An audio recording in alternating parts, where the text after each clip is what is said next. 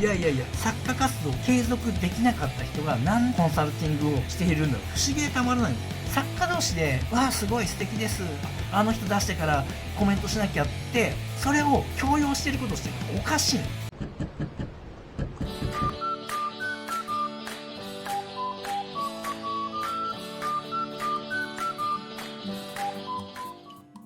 はい、お疲れ様です。虹玉屋の北川です。今日もね、フェルト教室始めていきたいと思います。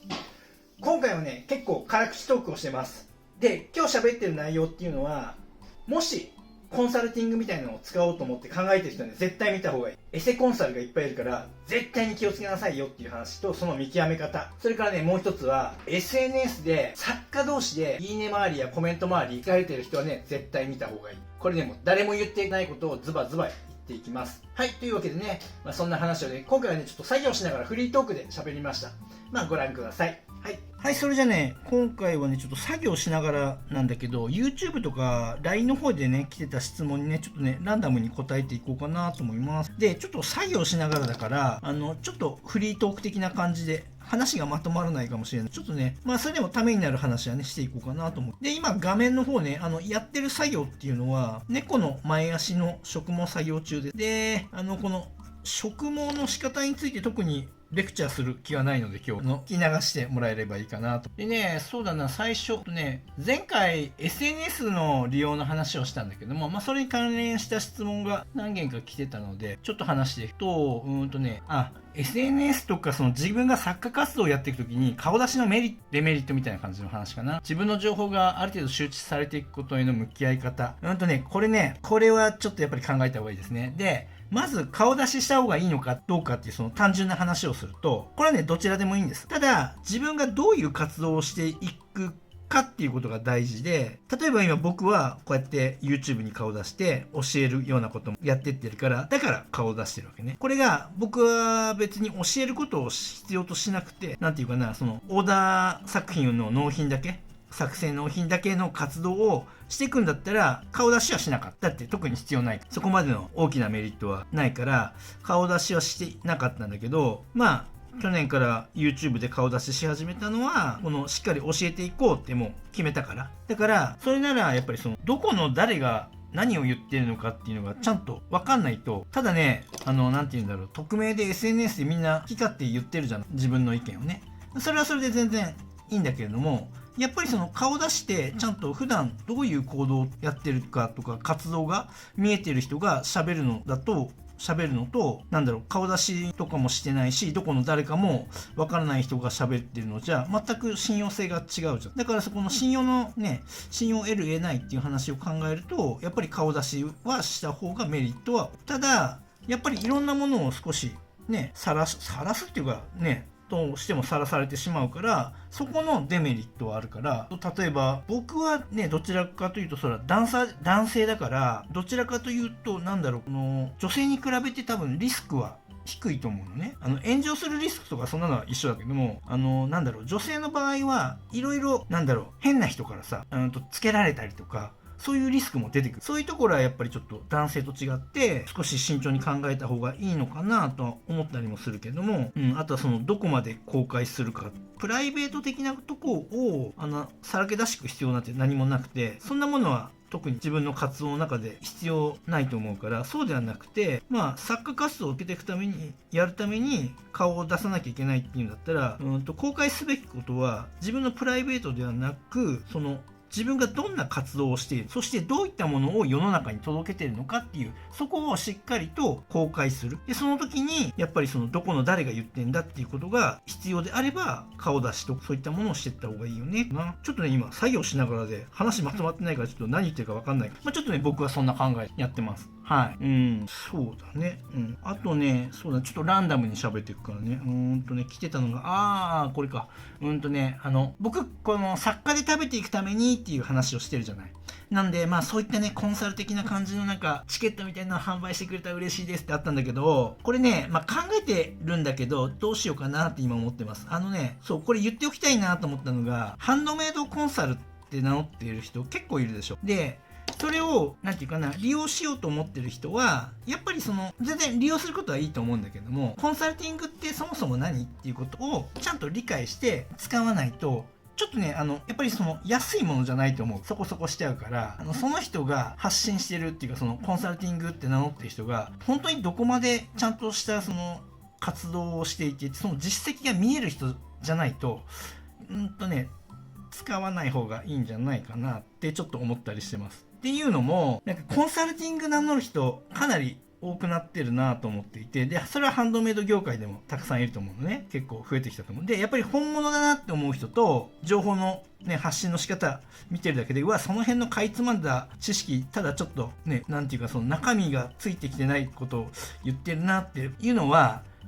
やってる人だったら分かるの。ちゃんとやってる人だったら。うわ、それはちゃんと本当にこういう風に歩んできて、こういうことをやってたら、その発想には絶対ならないよね。それ多分、やったことないから、机上の空論でしか出てこないことを、さもありな感じで言ってるよねっていう人は、実は結構います。で、ちょっと話それたけど、コンサルティングって何っていうと、結構ね、みんなやっぱりその、コンサルティングって馴染まない話でしょ。コンサルって何って思うじゃない。僕もそうだったし、ちゃんと勉強するまではね。で、コンサルティングってさ、要はその道の専門家、その道のプロが、専門的にね、知見を持ってる人が、専門的な知見から、例えばその相談を受けた人をどういう風に伸ばしていこうかっていうのをしっかり、今ある、その人が抱えている、クライアントが抱えている、お客さんがね、抱えている問題、悩みっていうのをしっかりと明確にして、じゃあ、専門的知見から、じゃあ、こういうところがダメだから、こういうことが原因でこういうことが起きているから、だから、こうしていかなきゃいけないんだよっていうことをしっかりと組み立ててあげて、で、こういうふうに、これから組み立てて、こういうふうに改善していって、この目標に到達しようねって、それをしっかりと伴走してやってくれるのがコンサルティングね。なんだけど、なんかさ、エセコンサルいっぱいいるんだけれども、なんかね、その、相談受けて、1時間数万円取る人もいるみたいだけど、そのわずか1、2時間での相談で、お客さんの抱えてる問題点を把握して、ね、原因まではある程度見れるかもしれないけど、そっからどういう風に組み立てていって、どういう目標を達成させようっていうのできるわけないじゃん。情報収集しかできないはっきり言って、最初の2時間。まあもちろん、ざっくりとしたアドバイスはできると思うけど、所詮そこでできるのってまだアドバイス。そっからどうしようかっていうことを組み立てて、で、こういうプランでいこうかとか、こういうことが問題だから、こう直さなきゃいけないから、こうしていかなきゃいけないんだよっていうのを、ちゃんと導き出して、ね、プランをしっかり作って、その人と一緒にやって結果を出させるまで伴走してあげるんだけども、それをせずに、ただ数時間、その人の悩みを聞いて、ああ、こうですよ、こうですよ、ああですよ。それはね、こんなことが原因で起きてるからね、こうした方がいいですよって、すっげえ軽い相談で終わってる。で、だけどその受ける方もコンサルティングってそういうもんなんだと思って受けてる人が結構多いみたいで、それでなんか、ああよかったって、まあ本人満足してりゃいいんだけど、でも結局物事解決してないじゃん。それ何も。だからそれは、そういうことをやってる人はちょっと、気をつけた方がいいんじゃないかなと僕は。そうじゃなくて、例えばさ、最初無料で相談とかさ、例えば1000円とか2000円でとかさ、90分ね。で、安く提供してて、で、そこで相談をさせてもらって、あ、そういうことだったら、コンサルティングとしてね、自分の立場として、こういうことが提供できるし、こういう風に改善していくことができるよ。それだったら、こうした方がいいね。まあ、そこは、こういう選択肢、こういうプランがあるんだよっていう、そのアドバイスをする場として、ただの本当に純粋にアドバイスをする場。これからどういうオプションがあるんだよ。こういう道筋があるんだよ。それをやったら改善していく可能性がぐっと上がるよ。で、そのためには一人じゃできないから、僕と私と一緒にやっていって改善していきましょうねっていうのを提案するために、1時間2時間、無料体験みたいな風にやってくれてる人は本物だ。だってそれがやっぱり正解だし、そこから先にその本当のコンサルティングっていう活動がね、してくるからね。だから使う方も気をつけない。中にはね、昔、数年前の話なんだけど、うわーっと思ったのが、言っちゃっていいのかな。まあ、もうその人もやってないだろうからいいんだけど、言っちゃうけど、コンサルティングです、ハンドメイドコンサルですって名乗ってる人が歌ってたのが、前面に歌ってたのが、私は作家活動をしていて、注文がたくさん入って、で、疲弊して、作家活動を途中でやめて、結局、要は続けられなかったっていう話ね。ニーズはあって、売り上げもある程度経ったけど、要は、忙しくなりすぎて、疲弊して、作家活動を継続できなくなってやめました。その経験を生かして、ハンドメイドで食べていくためのノウハウを教えます。僕はそれ、意味がわからなくて、いや、売り上げ立てれるのはすごいと思うの。それだけね、お客さん来て忙しくなったんだからいいんだけど、そこはいいとして、でもその後バーッと注文が殺到してさばけなくて疲弊して結局作家活動をやめざるを得なくなった人、つまり作家活動を継続できなかった人がなんで作家活動で成功していく、食べていくためのコンサルティングをしているんだろうって不思議でたまらないね。実はそういう人結構多くねえかなと思ってて、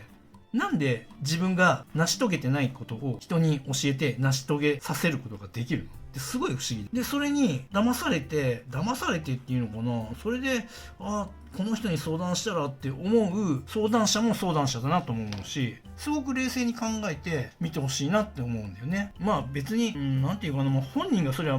相談する方もなんか相談してなんとなくその気になってよかったってなるんだったら別にそれでいいんだけど、でもやっぱりねちゃんと結果が現れない人には相談する意味もないじゃん。だって今の現状が不満っていうかね、変えたくて相談をするんだから、お金と時間を使って、だったらやっぱりそこに当然結果を求めなきゃいけないし、そこに時間とお金を使う以上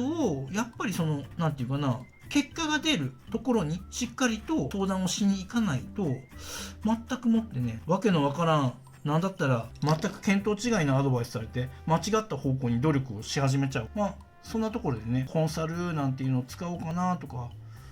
思ってる人は、ちゃんとその人が実績をちゃんと出してるか、それから活動をちゃんと表に出しているか、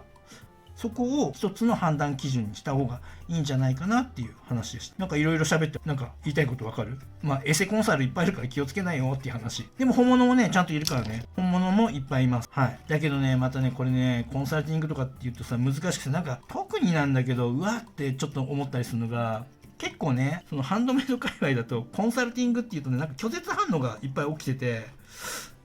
なんかコンサルやってる人って結局自分で作るよりそっち教えた方が儲かるからやってるんでしょみたいな意見とかあるんだけど、別に誰が何で儲けてようが、何をね収入の主軸にしてようが別に関係ないじゃん。だって教えれるから、ニーズがあるから教えてほしいですとか、そこねコンサルティングしてほしいですっていう少なからずニーズがあるからその人はやってるわけで、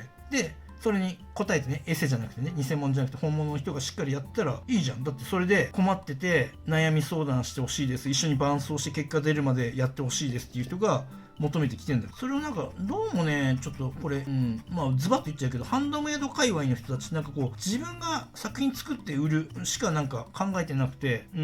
だから食べていけないんだよねって思うかな。いろんな手段があっていいじゃない。だって別に悪いことしてるなら別だよ、人を騙そうとかね。そうじゃなくて、しっかりと自分の持ってるスキルで誰かをね助けてあげるとかさ、そういう誰かの力になることができて、それに需要があるんだったら全然ビジネスとしてしっかり成り立つでしょ。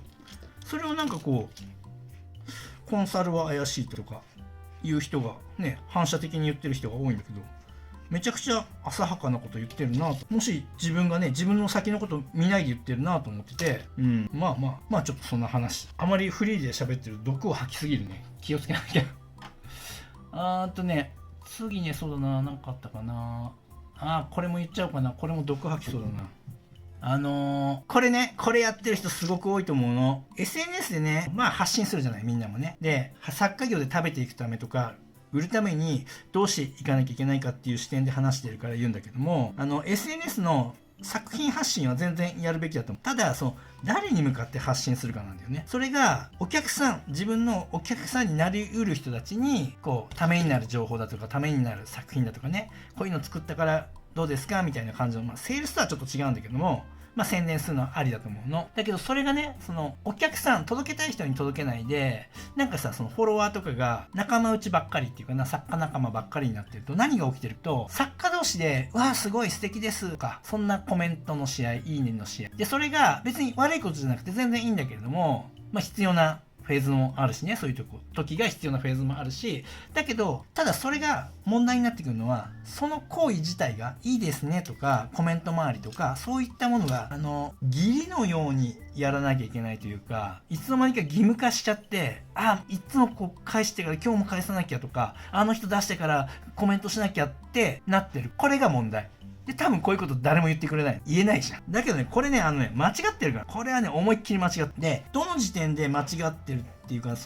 やめるべきかっていうのは、自分がそこに時間を割くことに苦痛を感じたらもうやめるべき。で、最初の頃ね、楽しいと思うの。作家仲間だってできるし、純粋に作品見ては素敵って思うからやってるからいいと思うの。だけど、それが義務化して、ね、自分の時間が奪われていくようになったらダメ。だってそんな時間は他のことに自分が売れるためにね、食べていけるようになるために、その時間を使った方がいいんだよ。僕、自衛官時代もね、よく言ってた。例えばこういう作り方とかね、こういうのを学生に教えるときに、最初にやっぱり、こうやってやるんだぞって展示したり、僕が展示したりして、学生に教えるときに、説明終わるじゃない。こういう風にこうして、こうなんだ。で、説明後にさ、よくない会社とかで、誰かがね、はい、拍手とか言って、拍手を強要するの。あれ、めちゃくちゃバカだなと思ってて、僕は教官の時は、絶対それやるなって言い聞かせたんだけど、助教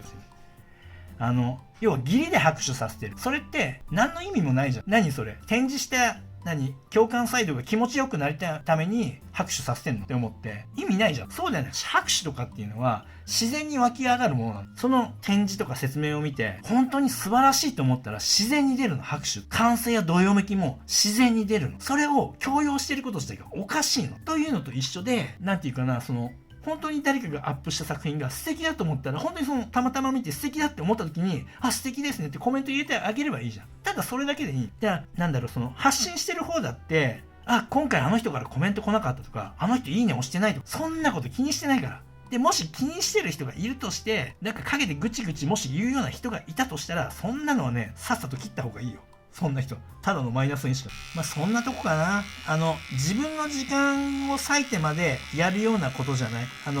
それが自分の時間を割いてやることって、自分の夢に近づくために必要なことだったらやればいい。だけど、そこまで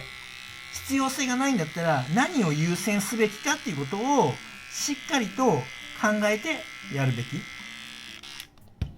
はい、そんなところでね、すごいフリートークでランダムに喋ったからちょっとまとまりのない話になったけども、ちょっとね SNS に関する話だよね。そんなところね、ちょっともし参考になるとこがあれば参考にしていただければいいかなと思います。これはもう全て僕の持論だからね。必ずこうしなさいとかこうした方がいいよっていうものじゃなくて、僕が思っているのはそういうこと。